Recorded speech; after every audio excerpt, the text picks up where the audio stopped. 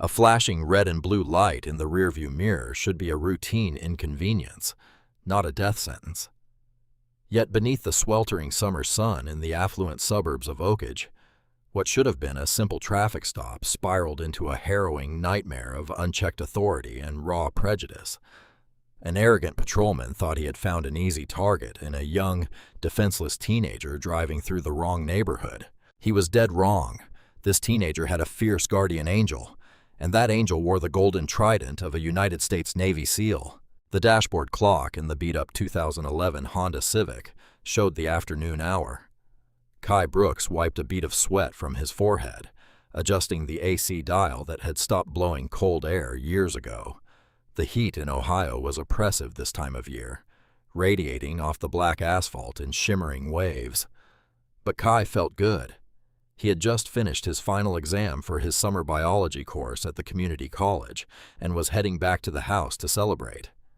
He drove carefully, his hands resting on the wheel at the 10 and 2 positions. He was navigating through the sprawling, manicured streets of Oakage, a wealthy, predominantly white enclave characterized by sweeping green lawns, wrought iron gates, and silent, judgmental neighborhood watch signs. Kai didn't live here, but his guardian did. He was just 3 blocks from the driveway when the agonizingly familiar chirp of a police siren shattered the afternoon quiet. Kai's heart dropped into his stomach. He checked his speedometer, 24 in a 25 zone. He checked his mirrors. Both headlights were working. His registration was up to date, and he was wearing his seatbelt. Despite knowing he had done absolutely nothing wrong, the primal spike of fear that shot through his veins was an instinct drilled into him by years of seeing what happened to young black men who made the wrong move during a traffic stop. He activated his right turn signal and slowly pulled the Civic over to the curb beneath the shade of a massive oak tree. He shifted into park, turned off the engine, and immediately rolled all 4 windows down. He placed his keys on the dashboard out of reach and rested both hands flat on the steering wheel where they were completely visible. He took a deep, shaky breath, trying to steady his racing pulse. In the driver's side mirror, he watched the patrol car door swing open. Out stepped Officer Harlan Beck. Beck was a veteran of the local force, a thickly built man in his late 40s with a buzz cut, mirrored aviator sunglasses, and a swagger that suggested he owned the pavement he walked on. He didn't approach the car with the casual, cautious stride of a professional performing a routine stop. He walked with a predatory strut, his right hand resting casually, yet deliberately on the butt of his sidearm. Kai swallowed hard. Keep it respectful. Keep it brief. Get home. He repeated the mantra to himself. "Afternoon, officer," Kai said, his voice steady despite the adrenaline coursing through his system. Beck didn't reply immediately. He leaned in close to the window, invading Kai's personal space. The cop smelled of stale coffee and cheap peppermint gum. He slowly chewed, his eyes hidden behind the dark lenses of his sunglasses, scanning the interior of the Civic as if looking for a murder weapon. He took in Kai's college backpack, the empty fast food wrappers on the passenger seat, and finally, Kai's face. "You lost, boy?" Beck finally asked. The word boy landed with heavy, unmistakable weight. It wasn't a casual colloquialism. It was a deliberate choice meant to establish dominance and degrade. "No, sir," Kai replied, keeping his eyes focused on the officer's badge rather than challenging his gaze. "I'm just heading home." Beck let out a sharp, humorless chuckle. "Home? Right. And where exactly is home? Because I know for a damn fact you don't live in Oakage." "I live at 442 Sycamore Lane, sir, just a few blocks up." Beck's jaw tightened. Sycamore Lane was the most expensive street in the subdivision, home to doctors, lawyers, and business executives. "You expect me to believe a kid like you, driving a piece of junk like this, lives on Sycamore?" Beck sneered. "Let me see your license and registration, and move slow." "Yes, sir. My wallet is in my back right pocket, and the registration is in the glove compartment." Kai narrated his movements exactly as he had been taught. He slowly retrieved his wallet, pulled out his ID, and leaned over to open the glove box. As he reached across, Beck abruptly unclipped his holster. "I said slow down! Stop reaching!" Beck barked, his voice suddenly echoing loudly through the quiet neighborhood. Kai froze instantly, his hands shooting back up in the air. "My hands are up, sir. I'm not moving. You asked for my registration." "Shut your mouth," Beck hissed, leaning further into the window. "I tell you when to speak. You people always think you can just do whatever you want." Kai bit the inside of his cheek, tasting a faint hint of copper. The injustice burned in his chest, but he knew arguing was the quickest way to end up in the back of a squad car, or worse. "My hands are on the wheel, officer. How would you like me to proceed?" Beck snatched the driver's license from Kai's fingers, almost tearing it. He looked at the address. It did, in fact, list 442 Sycamore Lane, but rather than de-escalating, this only made Beck angrier. He didn't like being proven wrong, and he certainly didn't like his authority questioned, even silently, by a kid he had already judged and convicted in his mind. "Step out of the vehicle," Beck commanded, stepping back and opening the driver's side door himself. "Sir, respectfully, why did you pull me over?" Kai asked, keeping his hands raised. "I wasn't speeding, and my tags are good." "I said step out of the damn car!" Beck roared, reaching in and grabbing Kai by the shoulder of his t-shirt. With a rough, violent yank, he pulled the teenager out of the driver's seat. Kai stumbled, barely catching his balance before Beck shoved him hard against the side of the Civic. "Hands behind your back," Beck ordered, kicking Kai's feet apart to spread eagle him against the hot metal of the car. "I didn't do anything wrong," Kai pleaded, humiliation rising in his throat. Neighbors were beginning to peek through their curtains.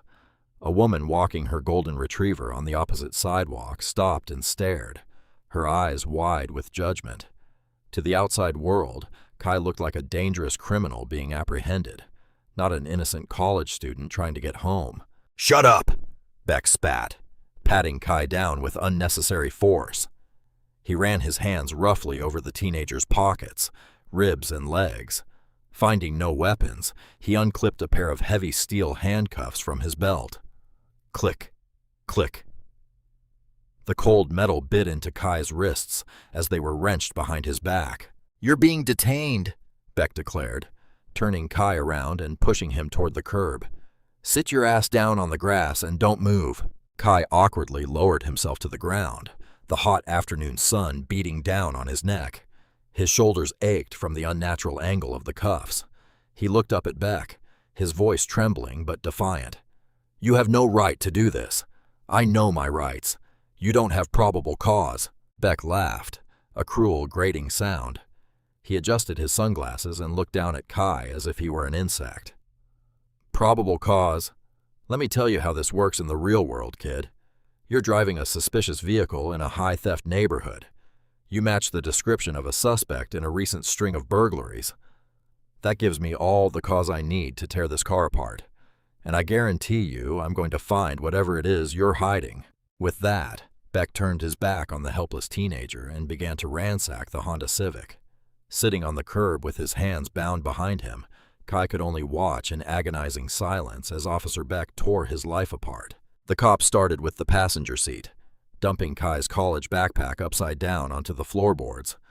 Textbooks, a graphing calculator, pens, and heavily highlighted biology notes spilled out, scattering across the dirty floor mats.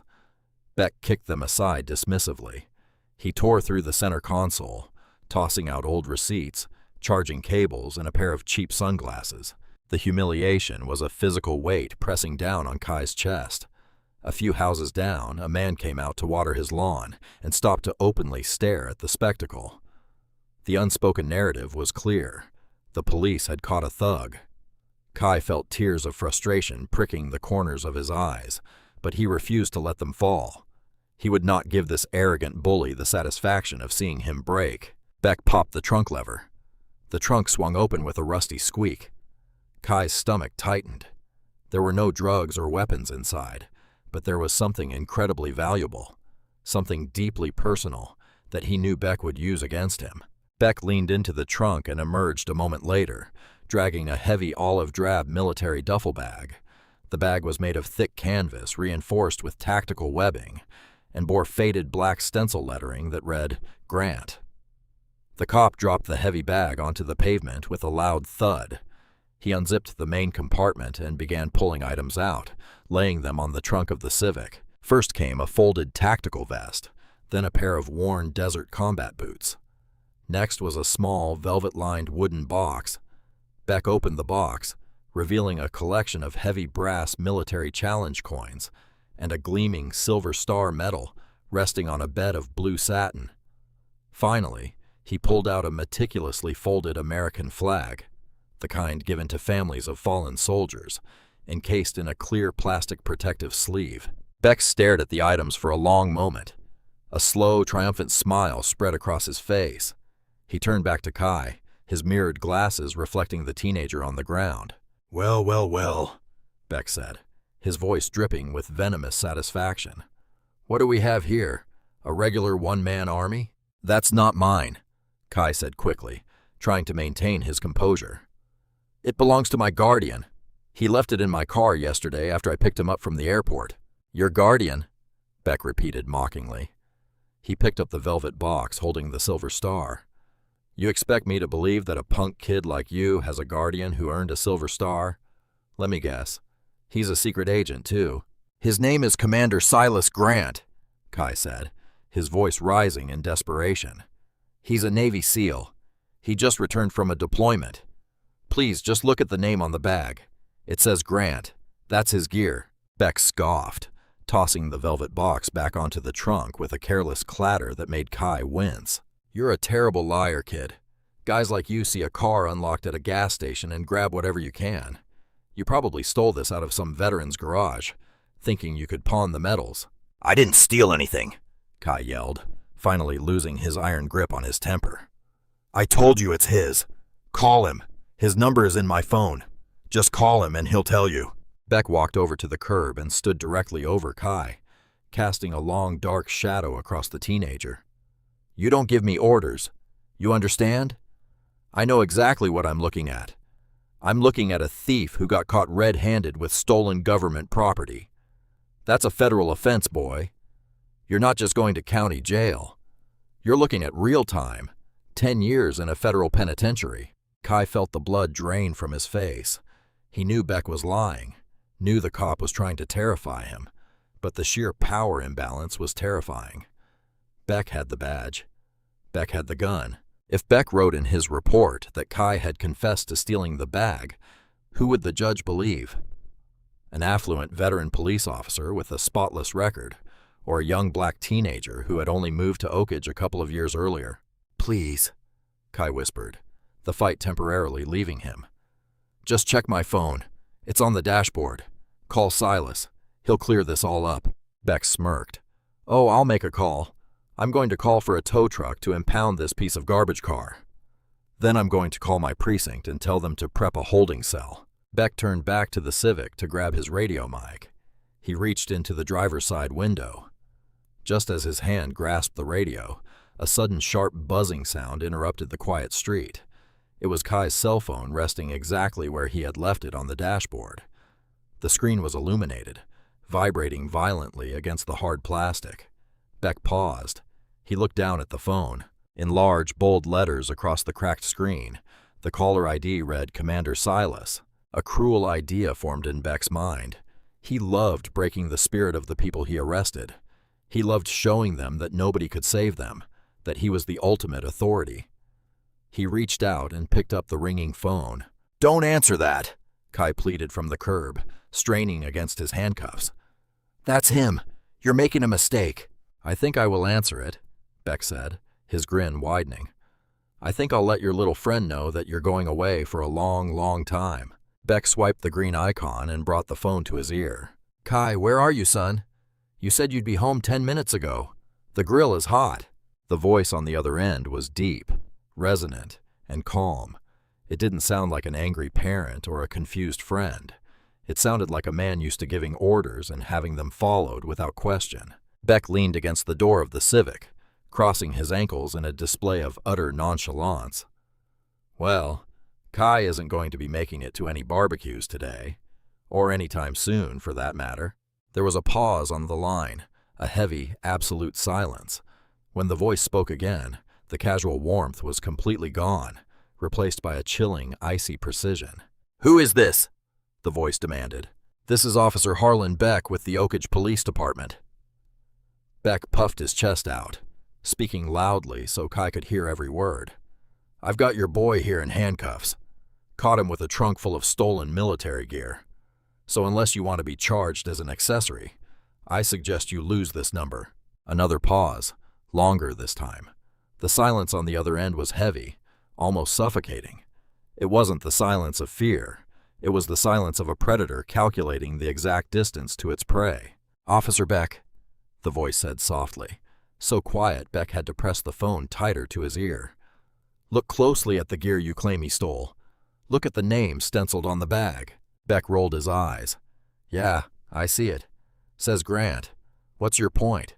"My point," the voice said, dropping an octave into a tone of pure, unadulterated menace, "is that my name is Commander Silas Grant of the United States Navy Naval Special Warfare Development Group. That is my gear. That is my ward sitting on the curb. And if you have harmed one single hair on his head, your badge will be the least of the things I strip from you today." Beck burst out laughing, a loud, obnoxious sound that echoed down the street. "Oh, that's rich. A Navy SEAL. Listen, pal, I don't care if you claim to be the ghost of George Washington. This kid is a thief, and if you show your face here, I'll lock you up right next to him for impersonating an officer." "I am 3 blocks away," Commander Grant said. The absolute lack of emotion in his voice was far more terrifying than if he had been screaming. "Do not move. Do not speak to him. Do not touch him again." The line went dead with a sharp click. Officer Beck lowered the phone, staring at the black screen for a moment before bursting into a fresh fit of laughter. He tossed the phone carelessly onto the passenger seat of the Civic and turned his attention back to the teenager sitting on the curb. "You and your friends are quite the actors," Beck mocked, walking over and standing above Kai. "Commander Grant. Oh, I'm shaking in my boots. What's he going to do? Rappel out of a helicopter and rescue you? You people watch too many movies?" Kai didn't say a word. He just stared up at the cop, his dark eyes wide, not with fear anymore, but with a sudden, profound sense of anticipation. Kai knew Silas Grant. He knew the man who had served 3 tours in Afghanistan, the man who had held his dying brother in his arms during a firefight in Fallujah, the man who had legally adopted Kai to keep him out of the foster system. Silas Grant was not a man who made empty threats. "Get up!" Beck barked, reaching down and grabbing Kai by the collar of his shirt again. He hauled the teenager to his feet, ignoring Kai's winces of pain as the handcuffs dug deeper into his wrists. "Playtime is over. We're going to the station." Beck began marching Kai toward the back of the police cruiser, intending to shove him into the suffocating heat of the back seat. He never made it. The roar of a massive engine shattered the suburban tranquility. It wasn't the polite hum of a luxury sedan or the rattling exhaust of a teenager's sports car. It was the deep, guttural, earth-shaking growl of a heavy-duty customized Ford F250 Super Duty truck. It came tearing around the corner of Sycamore Lane, tires shrieking against the asphalt as it took the turn at a speed that defied physics. The truck was matte black, devoid of chrome, sitting on massive all-terrain tires. It looked less like a civilian vehicle and more like an urban assault transport. Beck froze, his hand still gripping Kai's collar. He watched in stunned disbelief as the monstrous truck barreled down the street, aimed directly at his police cruiser. For a split second, Beck thought the maniac driving was going to ram him. Instead, the truck slammed on its brakes, the anti-lock system screaming as the heavy vehicle skidded sideways. It came to a violently abrupt halt, boxing the police cruiser in against the curb with mere inches to spare. The aggressive maneuver was executed with such terrifying precision that Beck instinctively reached for his sidearm.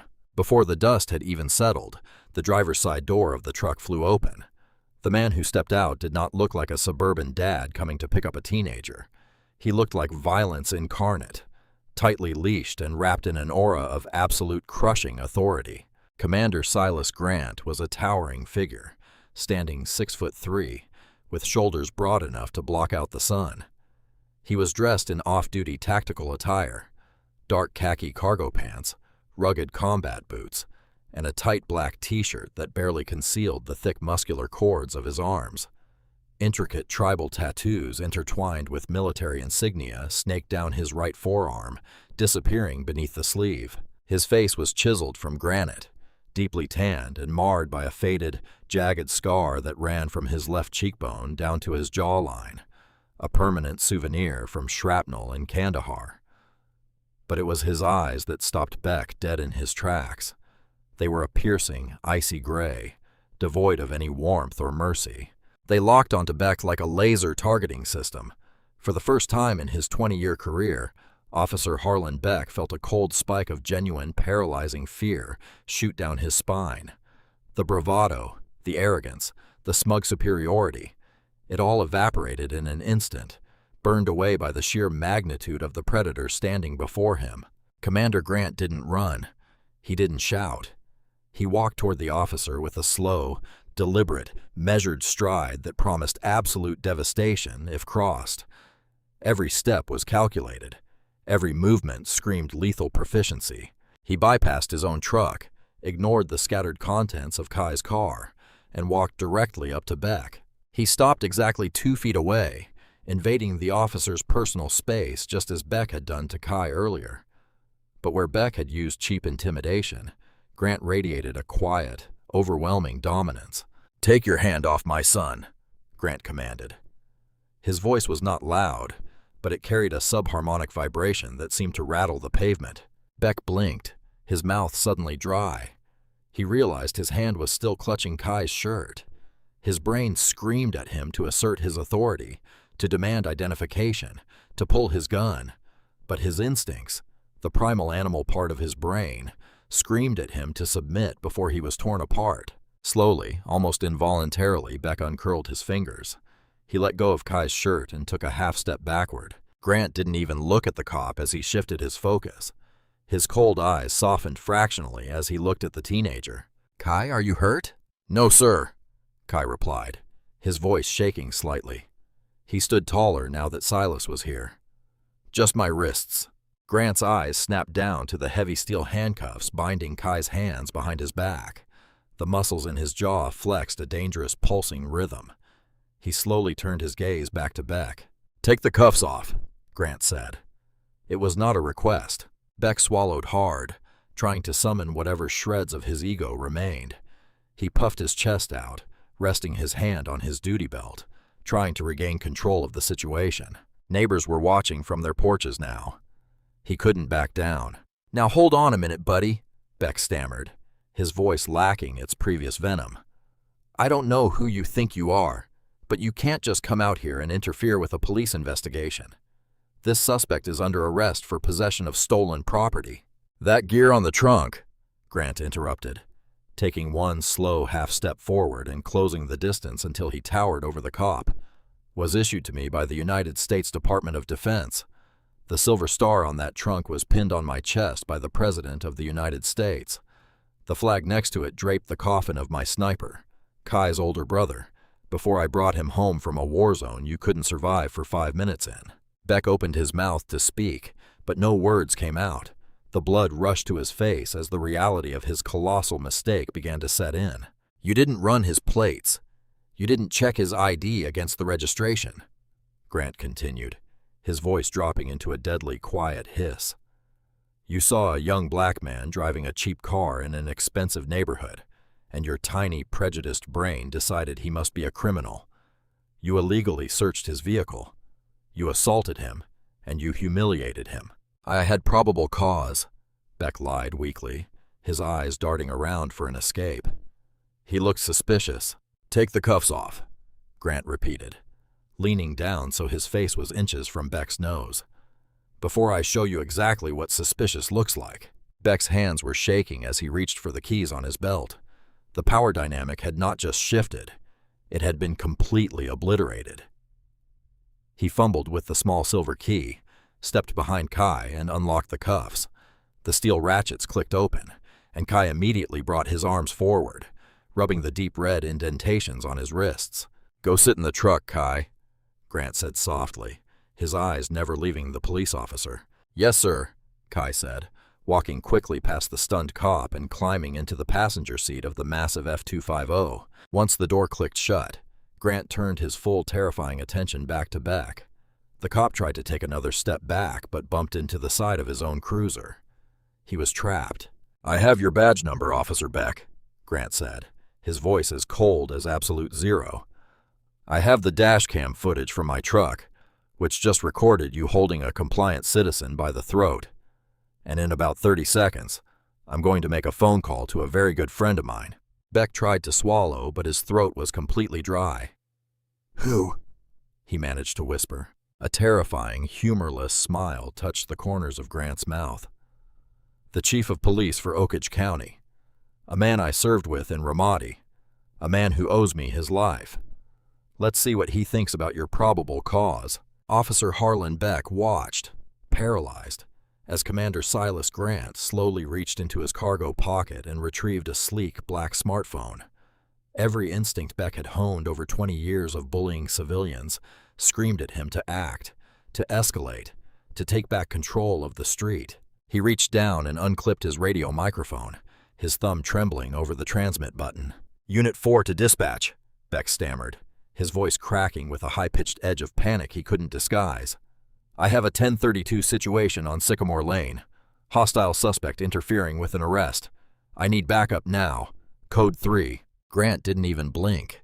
He dialed a number from his contacts and brought the phone to his ear, his icy gray eyes never leaving the sweat-drenched face of the patrolman.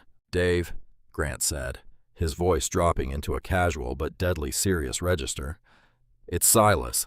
I'm on Sycamore Lane. I need you down here immediately. One of your patrolmen just illegally detained, assaulted, and threatened my kid." A beat of silence passed as Grant listened to the voice on the other end. "Officer Harlan Beck," Grant stated, reading the silver nameplate pinned to the cop's chest. "Yes, he's still here. I'd advise you to get here before his backup does. I am holding the perimeter." Grant hung up the phone and slipped it back into his pocket. He crossed his massive arms over his chest, standing like a stone sentinel between the police cruiser and his own truck, where Kai was watching with wide eyes. "You're making a huge mistake, buddy," Beck tried to sneer, though his legs felt like jelly. "When my boys get here, they aren't going to care about your medals. You're going to be eating asphalt right next to that little punk." "Your boys are going to do exactly what they are trained to do," Grant replied evenly. "And then your chief is going to arrive, Chief Donovan Price, a man who owes me his life from a night in Ramadi when his convoy was ambushed, and my team had to pull him out of a burning Humvee. We'll see whose side he takes." Beck felt the bottom drop out of his stomach. Chief Price was a hardline, no-nonsense leader who had recently taken over the Oakage precinct to clean up corruption. He was a former Marine, fiercely loyal to military veterans and notoriously unforgiving of officers who abused their badges. If this giant of a man truly knew Price, if he was telling the truth about Ramadi, Beck was not just looking at a reprimand. He was looking at the end of his career. The wail of approaching sirens pierced the heavy suburban air. 2 Oakage Police Department cruisers came tearing around the corner from opposite ends of Sycamore Lane, their light bars strobing aggressively in the afternoon sun. They screeched to a halt, boxing in Grant's truck and Beck's cruiser. 4 officers sprang from the vehicles, their hands resting on their unholstered weapons. They fanned out quickly, assessing the bizarre scene, their veteran colleague looking pale and terrified, leaning against his cruiser, and a massive, heavily tattooed man standing completely still, entirely unbothered by the sudden influx of armed police. "Beck, what's the situation?" shouted Officer Jenkins, a younger cop with his weapon drawn and pointed at the pavement. "Arrest him!" Beck screamed, pointing a trembling finger at Grant. "He's interfering with a felony stop. The kid in the truck is a suspect in the neighborhood burglaries, and this guy is trying to help him escape." Jenkins raised his weapon slightly, pointing it in Grant's general direction. "Sir, keep your hands where I can see them. Step away from the vehicle." Grant did not raise his hands. He did not move. He simply turned his head and locked his piercing gray eyes on Jenkins. "Officer Jenkins, my name is Commander Silas Grant, United States Navy. My hands are completely visible. I am unarmed. I am not a threat to you. But if you point that weapon at me again, I will consider it an act of aggression. Your chief is 3 minutes away. I suggest you lower your firearm and wait for his command." The absolute authority in Grant's voice acted like a physical blow. Jenkins hesitated. He looked at the heavy military duffel bag spilled across the trunk of the Honda Civic. He saw the gleaming silver star. He saw the folded flag. Then he looked at Beck, who was sweating profusely and refused to make eye contact with his fellow officers. Jenkins slowly lowered his weapon, clicking the safety back on. "Hold your fire," he muttered to the other officers. "Let's just secure the scene." "What are you doing?" Beck shrieked. "I gave you a lawful order. Arrest him." Before Jenkins could respond, the deep authoritative roar of an unmarked black Chevy Tahoe shattered the standoff. The SUV blew through the neighborhood intersection, its hidden grille lights flashing crimson and blue.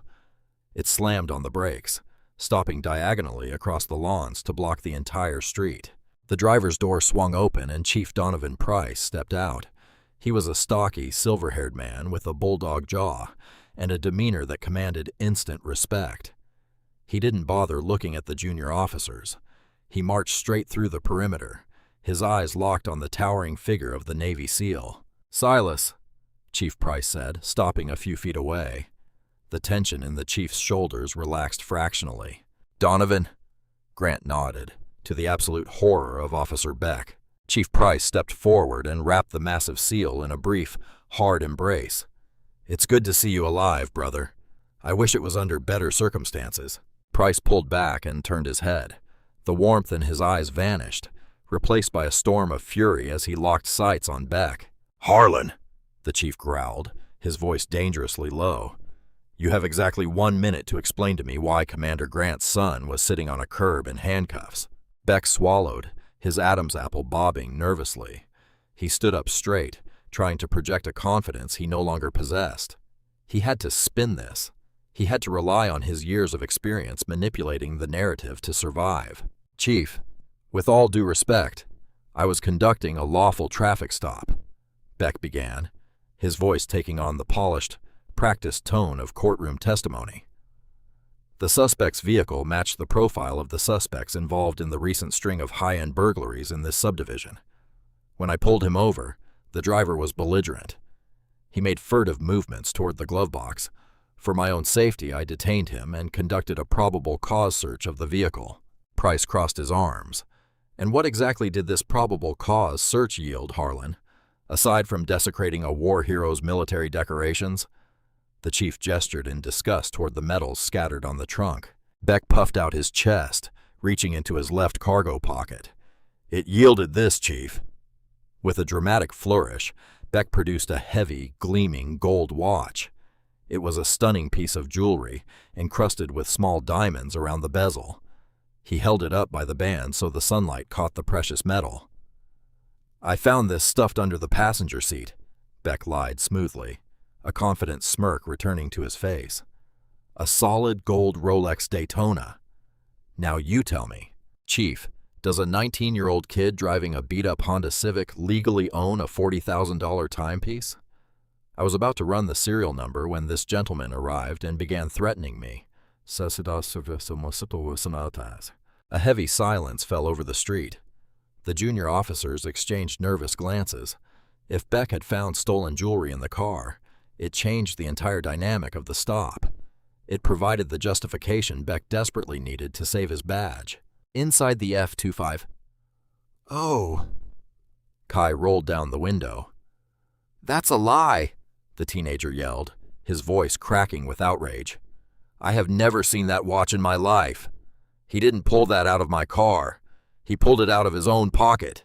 "Shut your mouth, kid, before I add perjury to your charges." Beck snapped back. He turned to the chief, playing the victim. "You see what I'm dealing with here, sir? These people, they lie as easily as they breathe." Chief Price stared at the gold watch dangling from Beck's fingers. He reached out and plucked it from the officer's hand. Price inspected the heavy timepiece, tracing his thumb over the diamond bezel and reading the serial number engraved on the back of the casing. As Price examined the watch, Commander Grant took a slow step forward. His sharp eyes scanned the front of Beck's uniform, then drifted to the dashboard of the patrol cruiser behind them. "Officer Beck," Grant said quietly, "is your body camera operational?" Beck scoffed. "Of course it is. But it malfunctioned right as I pulled the kid over. Blinking red light. These cheap pieces of city equipment never work when you need them.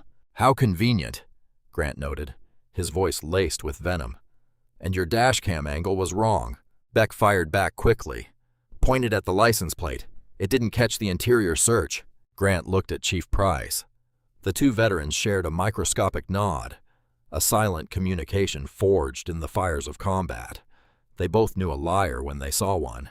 But Price didn't just know Beck was lying. He knew something much, much worse. Chief Price slowly lowered the gold watch, his face turning an alarming shade of crimson, the veins in his thick neck bulging against his collar. "Harlan," Price whispered. It was a terrifying sound. "Do you know who owns this watch?" Beck hesitated, his smirk faltering. "I assume one of the homeowners from the recent burglaries on Elm Street, sir. Like I said, it's stolen property." "It is stolen property," Price agreed, taking a step toward Beck. "It belongs to Marcus Vanderbilt, the CEO who lives 3 blocks from here. It was reported stolen from his master bedroom safe 2 nights ago." "Exactly, Chief. I cracked the case. This kid is the fence." "Shut up," Price roared, the sudden explosion of volume making Jenkins and the other officers flinch. "It was reported stolen 2 nights ago. Do you know who the responding officer was on that call, Harlan? Do you remember who secured the crime scene before the detectives arrived?" The color instantly drained from Beck's face, leaving him a ghastly, sickly white. His mouth opened and closed, but no sound came out. "It was you," Price snarled, stepping into Beck's space and bringing his face inches from the corrupt cop. "You took the initial report. You were alone in the master bedroom for 20 minutes before backup arrived." Beck began to visibly shake. "Chief, no, you're mistaken. I didn't. The detectives have been wondering how the burglars knew the exact codes to the security gates," Price continued, his voice echoing loudly for all the neighbors to hear. "They've been wondering why patrols were always mysteriously reassigned to the other side of town right before a house was hit. We suspected we had a leak, a rat in the department. But I never imagined you were stupid enough to be the bagman." The twist hit the street like a shockwave. Officer Harlan Beck wasn't just a racist bully looking to harass a black teenager. He was the inside man for the very burglary ring he was using as an excuse to terrorize the neighborhood. He had kept the gold Rolex for himself, a little extra off the top. When Commander Grant had cornered him, Beck had panicked. In a desperate bid to manufacture probable cause and save his own skin, he had reached into his pocket and produced the only piece of contraband. He had his own stolen loot, intending to plant it on Kai. He had just handed the chief of police the physical evidence of his own felony. The absolute silence that followed Price's revelation was deafening. The only sound was the low, steady idle of Grant's massive Ford truck. Beck looked frantically from Price to Grant, and then to the junior officers who were now staring at him with a mixture of shock and utter disgust. The walls were rapidly closing in. His 20-year career, his pension, his freedom, all of it was evaporating in the sweltering summer heat. "Chief, please," Beck begged, his voice dropping into a pathetic, trembling whisper. "It's not what it looks like. I confiscated that watch from a pawnshop informant. I was bringing it into evidence today. I just got confused in the heat of the moment." "You planted evidence on an innocent kid to cover up your own corruption," Price stated, his voice devoid of any pity. "You used the authority of that badge to terrorize a boy who was just trying to drive home, all because you needed a scapegoat for your own crimes. You are a disgrace to this uniform." Desperation is a dangerous catalyst. In a split second of panicked, animalistic logic, Beck decided he wasn't going to spend the rest of his life in a federal penitentiary. His right hand twitched, dropping toward the grip of his standard-issue Glock 19, resting in its holster on his hip. He never even cleared the leather. Before Beck's fingers could fully wrap around the pistol grip, Commander Silas Grant moved. It was not the clumsy telegraphing movement of a bar brawler. It was the blindingly fast, ruthlessly efficient kinetic strike of a Tier 1 operator. Grant closed the 2-foot gap in a microsecond. His left hand shot out, clamping down on Beck's wrist with the crushing force of a steel vise, pinning the cop's hand to his weapon and trapping it in the holster. Simultaneously, Grant's right forearm swept up in a brutal upward arc, catching Beck squarely under the chin. The impact snapped Beck's head back with a sickening crack. Before the corrupt cop could even process the pain, Grant pivoted on his heel, using Beck's own momentum against him. With a violent twist of his hips, Grant executed a flawless judo sweep, sweeping Beck's legs entirely out from under him. Beck was airborne for a fraction of a second, before he slammed face first onto the blistering hot hood of his own police cruiser. The heavy metal dented under his weight. Grant immediately drove his knee into the small of Beck's back, pinning him immovably against the hood. Grant yanked Beck's right arm up behind his back, twisting it to the absolute breaking point. "Don't move," Grant whispered directly into Beck's ear, his voice a chilling monotone. "Breathe wrong, and I will snap your humerus in half." Beck groaned in agony, his cheek pressed against the burning metal, completely incapacitated. The junior officers instinctively reached for their weapons at the sudden violence, but Chief Price threw his hand up. "Stand down, nobody moves," Price commanded. Price walked slowly over to the hood of the cruiser. He looked down at his corrupt officer, his face set in stone. "Officer Jenkins," Price barked without looking away from Beck, "relieve this man of his weapon. Then you will retrieve his handcuffs, the very same handcuffs he unlawfully used on that young man." Jenkins stepped forward quickly. His hands were shaking slightly as he unsnapped Beck's holster and removed the loaded Glock, handing it carefully to the chief. Jenkins then unclipped the steel cuffs from Beck's belt. Grant eased the pressure on Beck's arm, just enough for Jenkins to snap the cold steel rings around the corrupt cop's wrists. Click, click. The sound was poetic justice echoing down the street. Once Beck was securely bound, Grant stepped back, smoothing out the front of his black t-shirt as if he had just finished a mild workout. He didn't even look at Beck as Jenkins hauled the groaning man off the hood of the car. Price stepped directly in front of Beck. With a swift, forceful yank, the chief ripped the silver Oakage PD badge off Beck's chest, taking a piece of the uniform shirt with it. "Harlan Beck, you are under arrest for grand larceny, corruption under color of law, assault, and tampering with evidence," Price recited, holding the badge up in front of Beck's face. "You make me sick. Put him in the back of his own cruiser. Roll the windows up. Let him sweat until the transport van gets here." Jenkins and Miller dragged the humiliated, broken cop toward the rear door of the cruiser. Beck didn't struggle. He didn't speak. He just stared at the ground. A defeated, broken man who had finally preyed upon the wrong target. With the immediate threat neutralized, the heavy tension in the air finally began to dissipate. Price let out a long, exhausted sigh, pinching the bridge of his nose. He turned to Commander Grant. "Silas, I don't even know what to say. If you hadn't shown up, that piece of garbage would have ruined that kid's life." "He tried, Donovan," Grant said quietly, turning his gaze toward his truck. "He tried." Grant walked slowly over to the F-250 and opened the passenger door. Kai was sitting inside, the air conditioning blasting, but the teenager was shivering. The sheer adrenaline of the last 30 minutes was finally wearing off, leaving behind a cold, hollow wave of delayed shock. "Come here, son," Grant said gently, his deep voice entirely stripped of its former lethal edge. Kai unbuckled his seatbelt and practically fell out of the truck, throwing his arms around the massive seal. Grant wrapped his thick arms around the boy, pulling him into a tight, fiercely protective embrace. He rested his chin on the top of Kai's head, closing his eyes. "I've got you, Kai," Grant whispered, his hand gently patting the back of the teenager's neck. "You did everything right. You kept your cool. You remembered what I taught you, and you survived. I'm so damn proud of you." Kai buried his face in Grant's chest, a single ragged sob escaping his throat. "He was going to lock me away, Silas. He was going to frame me." "If you hadn't answered the phone—" "I will always answer, Kai," Grant said, his voice thick with emotion. "I promised your brother I would look after you, and I meant it. No one in this world is ever going to touch you while I'm breathing. You understand me?" Kai nodded against his chest. Chief Price walked over quietly, holding his hat in his hands. He stopped a respectful distance away, waiting until Grant pulled back and looked at him.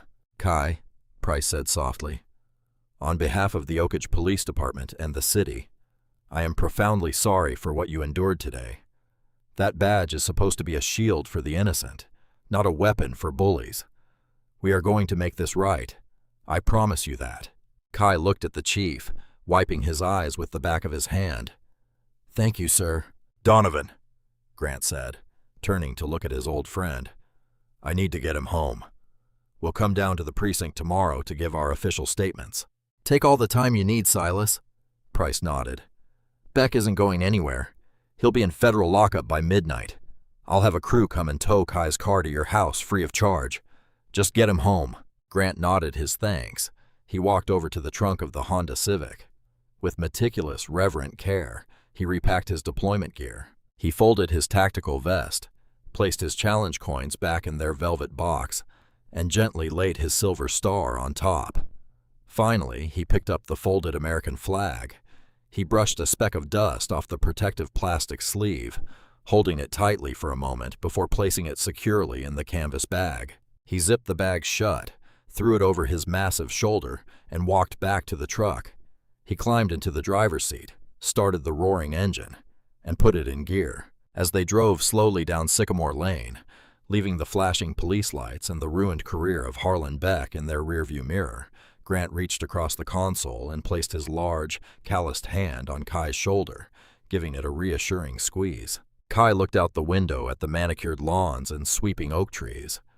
The neighborhood looked exactly the same as it had an hour ago, but the world felt entirely different. He knew the ugly reality of prejudice was still out there, lurking behind badges and gated communities. But as he looked at the hardened, scarred profile of the Navy SEAL sitting next to him, Kai knew something else too. He knew he would never have to face it alone. In the time that followed, the suffocating heat of summer had surrendered to a crisp, biting winter wind. Inside the mahogany-paneled walls of the Ohio Federal Courthouse, the air was heavy with finality. Harlan Beck sat hunched at the defense table, a hollow shell of the arrogant predator who had once terrorized the streets of Oakage. Stripped of his badge, his tailored uniform replaced by a faded, ill-fitting orange jumpsuit, he stared blankly at his shackled wrists. The trial had been swift and completely merciless. Chief Donovan Price's internal investigation had blown the corrupt cop's operation wide open. The stolen gold watch was merely a single thread that, once pulled by federal prosecutors, unraveled a sprawling $2 million burglary syndicate orchestrated by Beck and a network of criminal informants. When Kai Brooks took the witness stand, he didn't tremble. He spoke with a quiet, unwavering iron in his voice, a profound resilience forged in the fires of that terrifying summer afternoon and nurtured by the steady guidance of his guardian. "He used his badge as a weapon to strip away my humanity," Kai testified, his dark eyes locked firmly on the federal judge. "But he failed because true authority doesn't come from a gun, a pair of handcuffs, or a uniform. It comes from integrity." The gavel fell with a thunderous, echoing crack. 30 years in a federal penitentiary. No possibility of early parole. The city of Oakage, desperate to mend its shattered public image and avoid a prolonged, highly publicized civil rights trial, settled Kai's lawsuit for a staggering $4.5 million.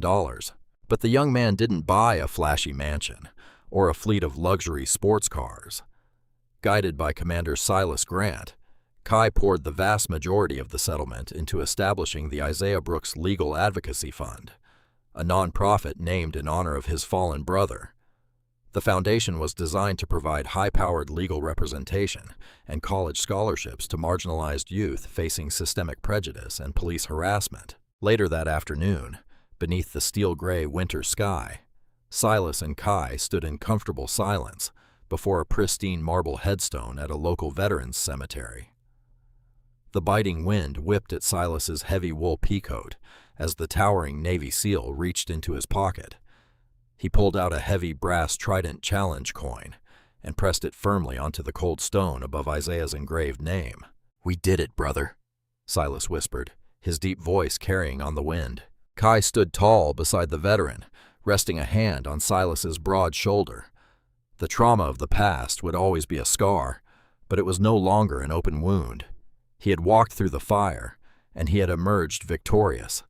fiercely protected by a warrior who had taught him that the brightest lights are often ignited in the darkest of times. Stories like Kai's powerfully remind us that while corruption and blind prejudice still lurk in the shadows of our society, true courage and unyielding integrity will always expose them to the light. It takes immense bravery to stand up to bullies in positions of power, and it takes genuine heroes to protect the vulnerable when the system fails. If you were inspired by Commander Grant's fierce loyalty and Kai's ultimate triumph over a corrupt cop, please hit that like button. Share this video with your community to spread this vital message and subscribe to our channel for more incredible real-life stories of justice, redemption, and the unbreakable human spirit.